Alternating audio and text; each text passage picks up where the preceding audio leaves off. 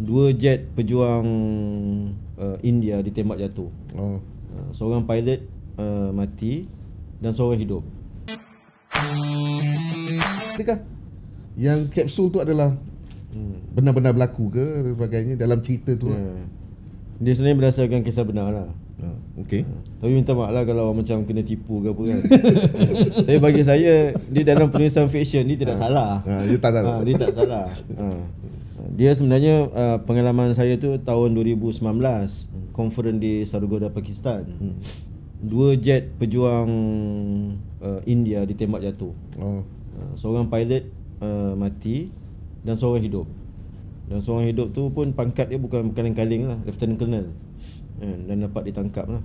Dan jadi macam saya cerita tadi, masa tu Presiden Imran Khan dan saya nampak Imran Khan amat diplomatik dan berusaha untuk mengelakkan ketegangan lah, daripada berlaku konflik lebih panas antara India dan Pakistan.